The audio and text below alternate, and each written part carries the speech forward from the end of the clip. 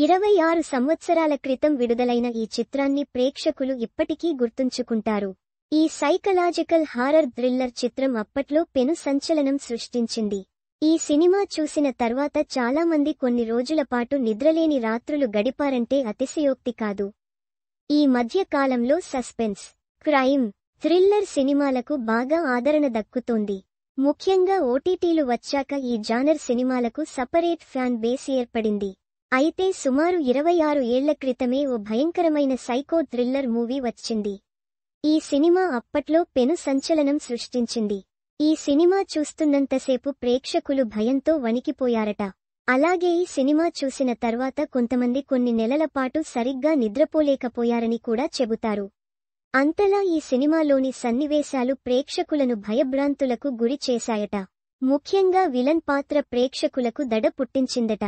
ఈ విలన్ పాత్ర వల్లనే ఈ సినిమా బాక్సాఫీస్ వద్ద మంచి వసూళ్లు రాబట్టింది.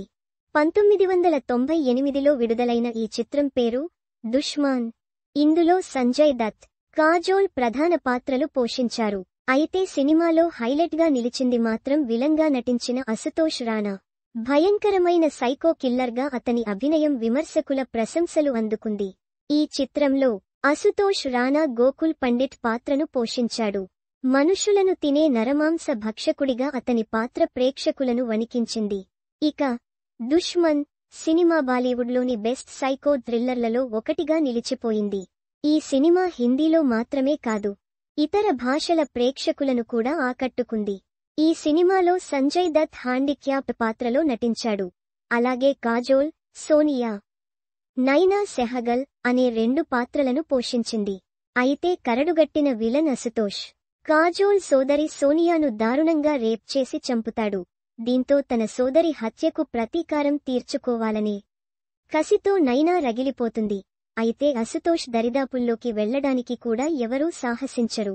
అటువంటి పరిస్థితుల్లో కాజోల్ తన ప్రేమికుడు సంజయ్ దత్ సహాయంతో విలన్పై ఎలా ప్రతీకారం తీర్చుకుంటుంది అనేదే సినిమా. దుష్మన్ సినిమా ప్రస్తుతం యూట్యూబ్లో ఫ్రీగా ఉంది. అలాగే అమెజాన్ ప్రైమ్ వుత్లో కూడా స్ట్రీమింగ్ అవుతోంది. సైకో థ్రిల్లర్ సినిమాలు చూడాలనుకునేవారికి దుష్మన్ ఒక మంచి ఛాయిస్. అయితే పిల్లలతో కలిసి ఎట్టి పరిస్థితుల్లో చూడొద్దు. అలాగే రాత్రి వేళల్లోనూ ఈ మూవీని చూడకపోవడమే better. Dushman #Dushman #ashutoshranapik.twitter.com/pkp94 RVCJ Movies @RVCJ Movies June 20, 2025 మరిన్ని సినిమా వార్తల కోసం ఇక్కడ క్లిక్ చేయండి.